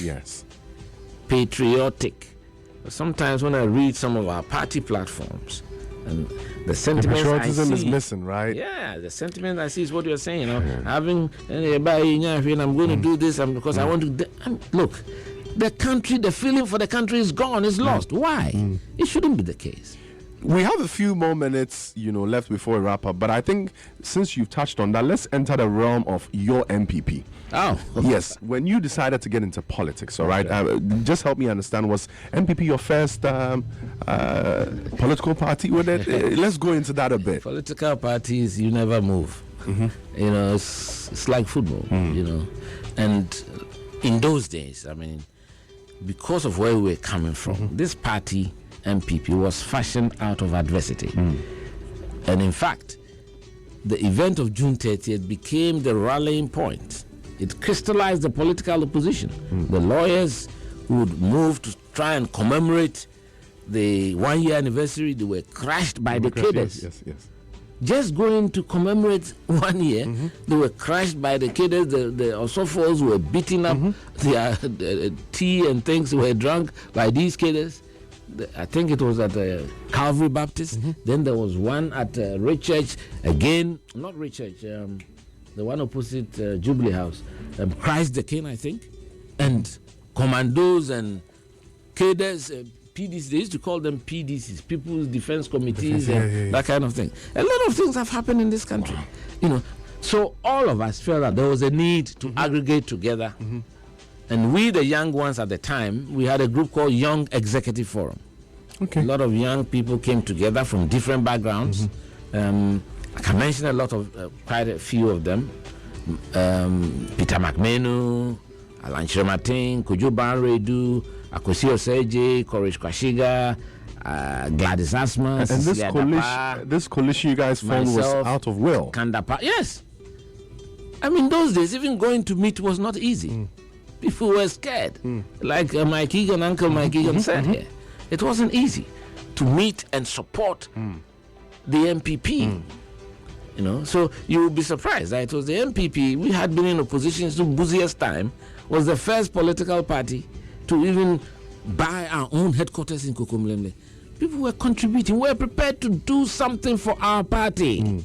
We were given to the party, not taken away from the party. Yes. That is not how the forebears trained us, the likes of Dubois, Kwesi Lamte, Stephen Kreku, Koman Petu. These people were dedicated. Moro Salifu, Alaji Shaoku. Yes. You know, they taught us this spirit of sacrifice and service and selflessness that I talk about all the time wherever. You understand? So you, at the end of every month, we the young people, you working as a young materials engineer at highways, how much money were you going to get? But we'll make contributions into a small pool and ship it off to Ajinim Boateng, the then general secretary of the party, to help him settle the bills at the party headquarters. Those were the contributions. Everybody wanted to put something in. Yes, to be a part of the... that's right. Yes, the building story. So that when we talk about service and sacrifice, that spirit, which appears to have disappeared, is what worries me. And that's what motivates me to be here, tell the Ghanaian people and our party people that, look, we have something to be proud of as Ghana, and we have principles that we have to stand on. And the whole world is not just about chasing material things. Because, my brother, Esken is the name, I believe. Yes. No relation to General Esken. No, I knew that was going to come in along the line. Anyway, Esken, it's important you yourself, you can sit down, put pen to paper, and find out how much money you need to survive every month. It's not easy to do. Your rent, your water, your DSTV, your transport, your family. It's not that much, for Christ's sake. So we should work towards a workable, I would say a livable wage in this country. It's absolutely vital. A livable wage in this country. And that's what, as politicians, as governments, we should work towards, so that people can live on what they earn. Because running a country is like running your home. Okay? You cannot spend more than you are earning. And that's what the problem is with Ghana. And that's why we keep borrowing and borrowing and borrowing. It's not good. There comes a time we should draw a line in the sand, tighten our belts, and if it means not doing certain things for 1 year or two to align our budget, we do it. You do it because in your home, you cannot tell me that you go and buy jollof and benkwai and all that when you don't have the money to support that. Yes. But at the end of your life, you have a big debt. The house that you live in, it will be sold off, and your kids and your wife will be thrown onto the streets. That's not the kind of man I think you want to be. No. You want to be able to live within your means, have a savings culture, save a lot, so that if you are not there or there's a rainy day, there's something you can fall on, you can invest, so that at least some of us, we've survived because we saved a lot in the past. So even when you are in bad times, you know there's to cushion you. Some dividend will come after 3 or 4 months, and then you will survive for another 4 months. You understand? So I think we have to educate the youth to have a savings culture and stop wasting money on frivolous things.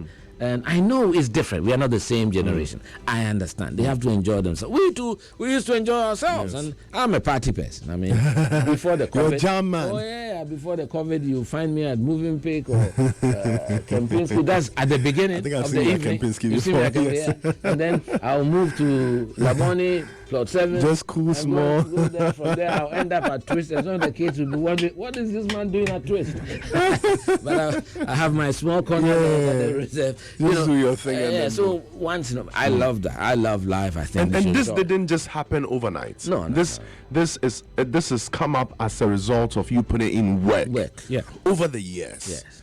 Constantly holding on to that plan that you had. That's It's right. not like you stayed idle for 40 years or 50 years and suddenly things just switch for you. I think this is one thing the young ones should take a cue from. Cultivate. Because, for instance, I mean, I was happy by God's grace. I was able, through my engineering practice, to build my own place even before we got into government, where I stay.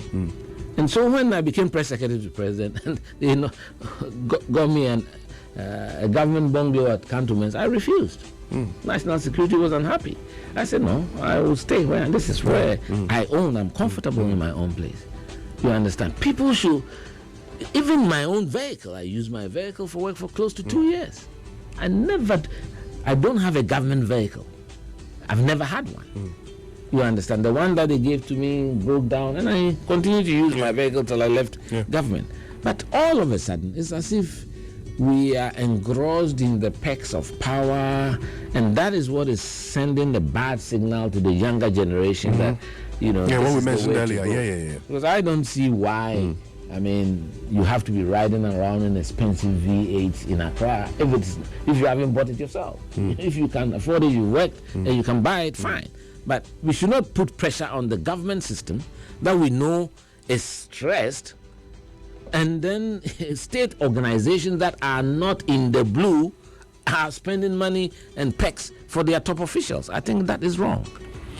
Engineer, thank you so much for that. So, between the time you decided to actively get into politics, of course, the coalition you guys formed and the build-up, exactly, the build-up towards 92. Yes, 92, and then throughout all those years, the very active years towards changing the system, and of course, leading up to the 2000 election and then the win.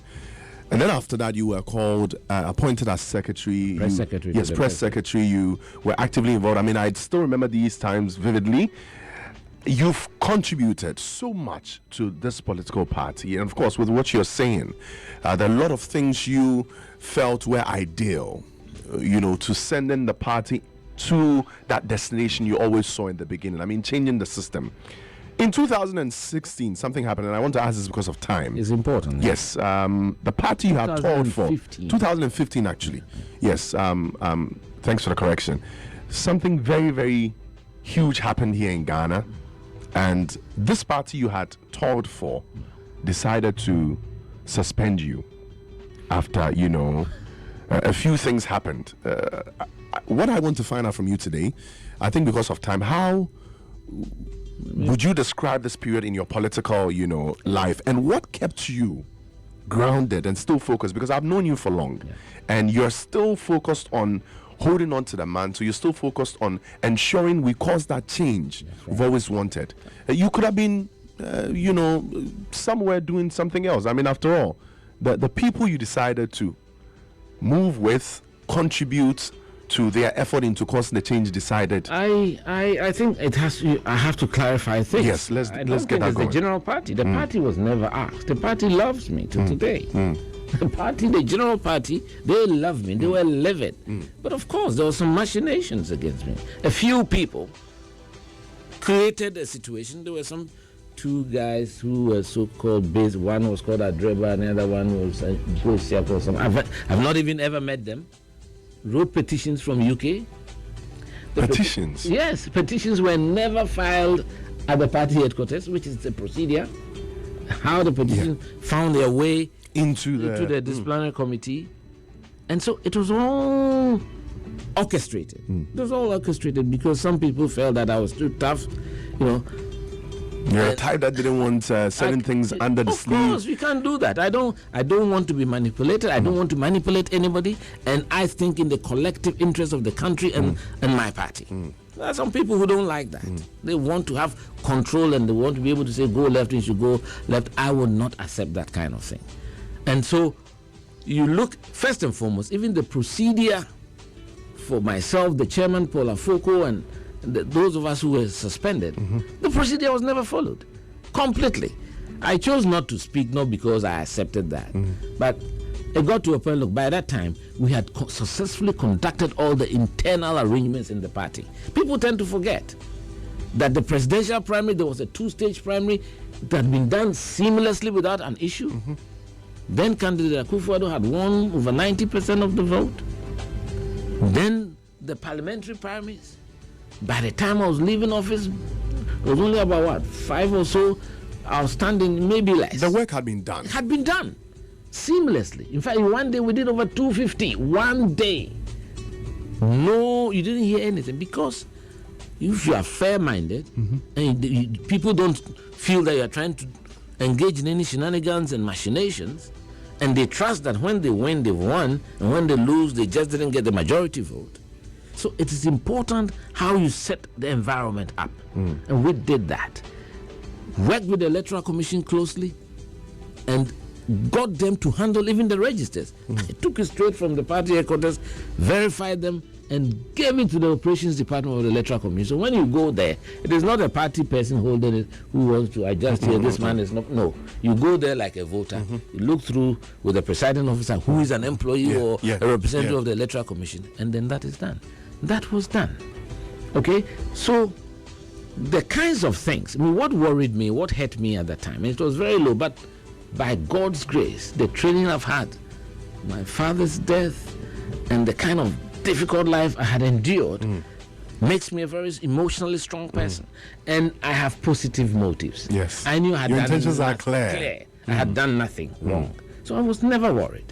But of course, even the official statement that the party released, signed by the then communication director, Nana Kumia, he's alive. You can ask him.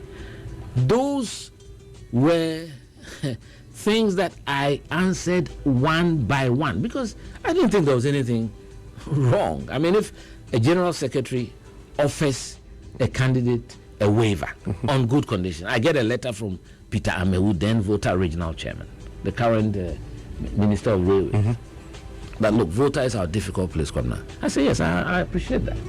When I was press secretary, he was DC for Hohoi, and I know him very well. He came, and I said, look, Voter, I mean, Keta, you are not going to win. Let's be practical. But we need somebody to fight and drum up support. So if the person hasn't got money, and the decision was that everybody to file should pay 10,000, and he's not up to it, let's waive it off. If you can pay a half, that's fine. And then, in fact, there are 7 people that they were so broke, I bought the forms, 1,000 cities with my own money. Some are ministers, deputy ministers now, and they are hearing and they know themselves. Yeah. You understand? Because they didn't have the money. And some were being denied the forms even in their region, the usual things. I said, come to the headquarters, come and take it. Go. I'll pay it. Go away. You understand? That's how strongly I feel. Yeah. And it was all in the best interest of the party. Yes. So if you use that as a basis to say that I've acted unilaterally, I mean, really, if you act unilaterally to your own advantage, fine. But to the advantage of the party to help somebody, that cannot be a serious infraction. And what hurt me was that the unofficial excuses or unofficial reasons, that is the vile propaganda that they did engage in. We had a leader in the past, General Champong. You must have been young. Was it on the new room on the hand mongering? Mongering. So what we call whispering campaign. Oh, NDC for Aton. Oh, Nikao Tim Kra, Ibrahim Haman, a Toman on the Ukraine, a man package or university or UK. My wife went to study for a PhD. She's a lecturer. Even if she was given a scholarship class, she deserves it. But it is not even true. She went in 2012. At that time, I was not even a general secretary. I had not even thought about becoming general secretary. And I used my own personal funds because the GIJ, where she still works, at the time said they didn't have the funds. They were waiting for money to come from Get Fund to the internal general. And I'm saying, look, if I didn't pay, she will lose her slot for that year. And I want, because she's always wanted to cheat. You go and do your PhD. I have decided I'll do politics. I will stay here. And for the first 2 years, I paid from my own savings. I paid for my own savings. For people out there to come and sell this very vile, wicked propaganda. Say, Yamana government. When they published those who benefited from your name was there. There were MPs today, some who are ministers in our MPP government, who were listed. Onukra electoral and back or some several countries. She's there right now. Recently used to be head of media and communication research at the institution. And so people sit about. Ghanaians, sometimes some people, they relish destroying others for nothing. For nothing, because they think they cannot manipulate you. I'm not one who can be manipulated. Me, I love the party. And so even in 2016, when I was fresh suspended, I mobilized resources and sent monies out. They are aware. They know. Because the documents are available. 10 constituencies in Upper East, 9 in Upper West. You still kept to your word? Of course, because I wanted to support my party. And in the last elections, I mean, I'm not sure people might have seen it, but everybody saw it. Yes, the president invited me, called me personally and said he wants me to be part of his campaign. I said, why not? Actively. I'm a party person, and I've supported him right from day one. How effectively managed his campaign, his first one in 1998. Those were times which were difficult. No, those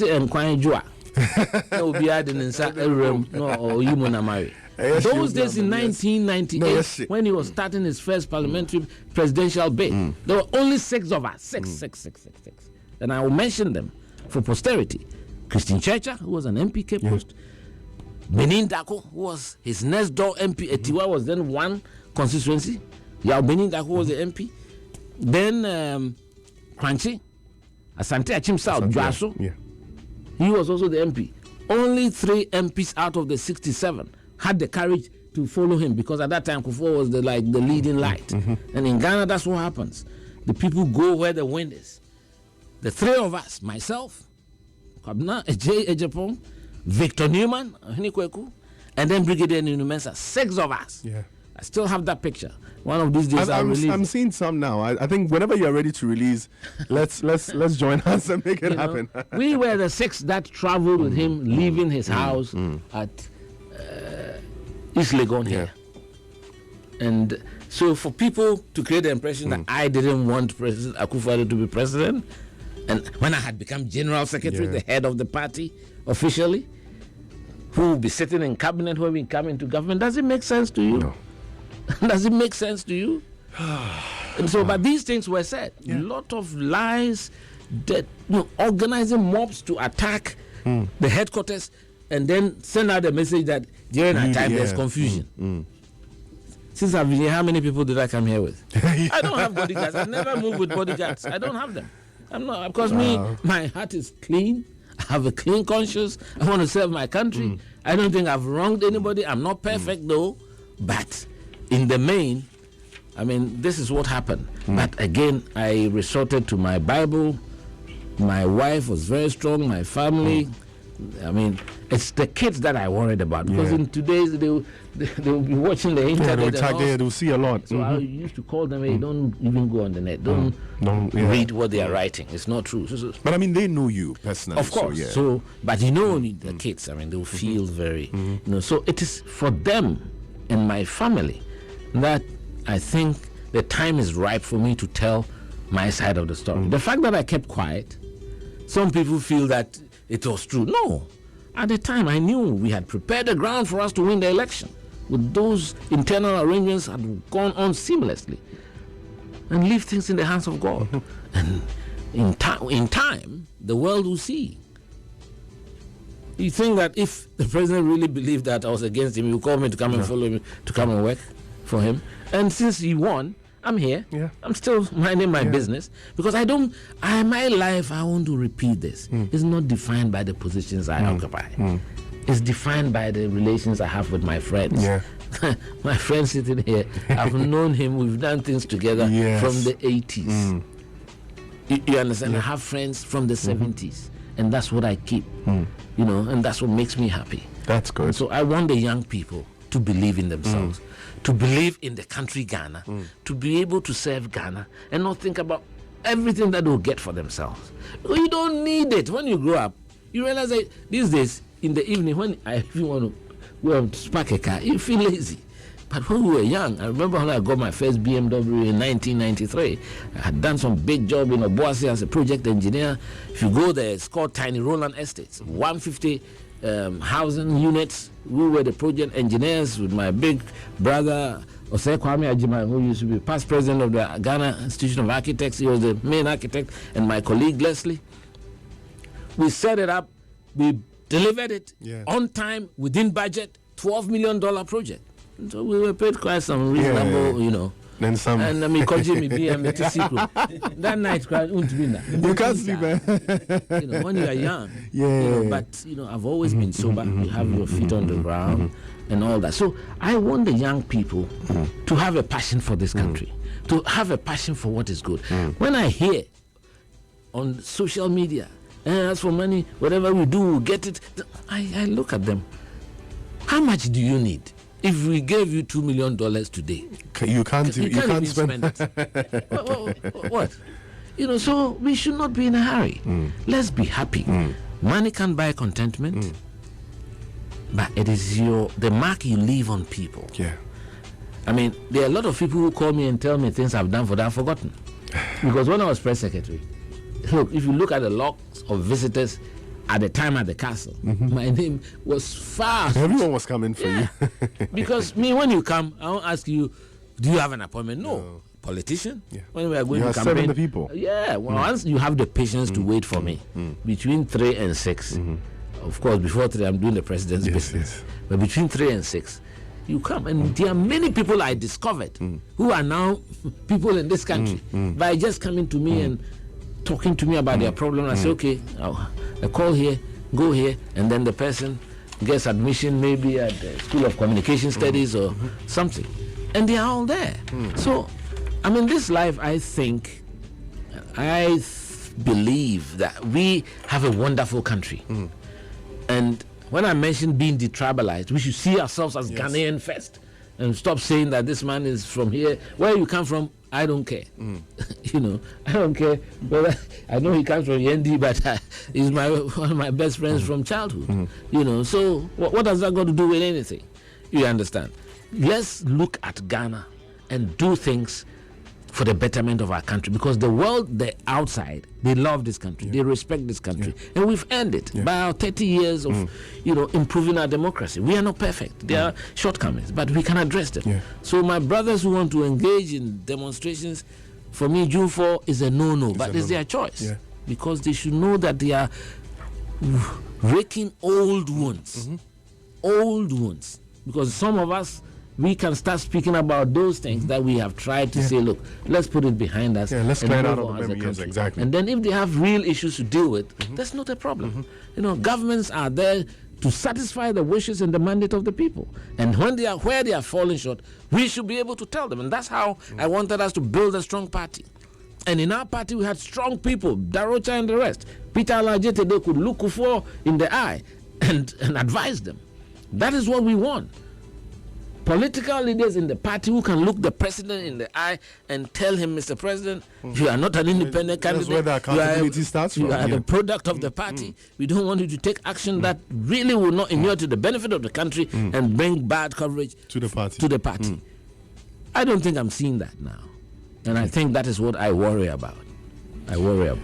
Final question. I mean, you've advised the youth already. Final one, and then we wrap up. It's a message that was sent in by, Oforiwa Oyo. Oforiwa works at, I think, Zenith Bank East Legon.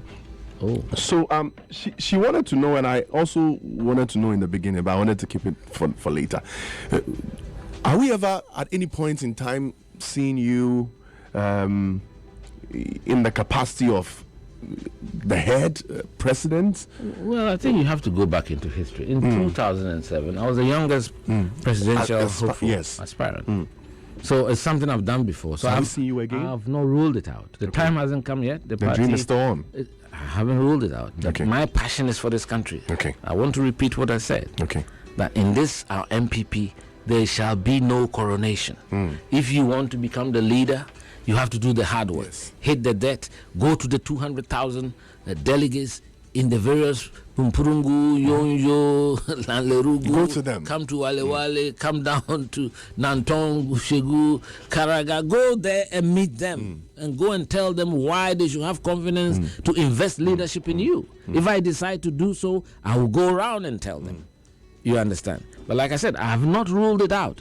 And therefore, those who think they can use machination, subterfuge, coercion to force certain candidates on the people, MPP never does that. We abide by our values. And therefore, there will be a competition in this party, and then the better person, or may the best person win. Will lead. The majority will decide who they want. And when they've decided, like we did during Dubois Hennen's time in 92, everybody rallies behind it. Like we did in 96, like we did in 2000 and 2000. That has been our culture. Nobody should attempt any shenanigans. And some of us are alive and kicking, and we would speak out and make sure it doesn't happen. We make sure it doesn't happen. There should be a fair, free field for campaign, for those campaign according to the rules and regulations of our party. submit yourself. They are the power brokers. Those are the polling stations. They are the guardians of our party. And they are the ones that power resides in their bosom. So we should respect that and let them take the decision. And when they've taken the decision, whether it is KWABENA AGYEI AGYEPONG, it is somebody else who will rally around. That's great. That's great. Right. Thank you so much, Engineer. We've had a wonderful time with you. Due to time constraints, I still had a few questions, but I think we'll consider, having, you come back to sit with us. But a lot has been learned. On behalf of the youth, I'd like to say a big thank you. I'm very grateful. Global Media Alliance, YFM, for honoring our invitation this morning. I think it's been a wonderful ride. I really enjoyed every bit of it. 6 minutes after 12. Yes, we've gone far, right? Anything else you'd like to add? We didn't touch on final words, maybe? Just to tell the people of Ghana that we have a lovely country. We are lovely people. We should stop tearing at each other. We can respectfully disagree with ourselves. And therefore, the venom that we pour out against one another, we should reduce that. And I said that when I was General Secretary at the NDC conference in Kumasi, that for the foreseeable future, these are the two parties that are going to run the country. The way we respect each other, the way we communicate will send a signal to the people. We shouldn't behave in a way that reduces the respect that the Ghanaian population have for political establishment. And therefore, it reduces the hope. We need to offer hope. We need to inspire the young people. I want the young people of this country to know that this country is worth dying for. It's got a bright future, and some of us are around to energize them, to help all of us reach that destination of the Ghana that we want. All right, thank you so much, Engineer. Had a good time with you this morning. Guys, so big shouts going out to Cal Bank and of course MTN Ghana and Chukwumombai Casa Preco. We just had to go overboard a bit today.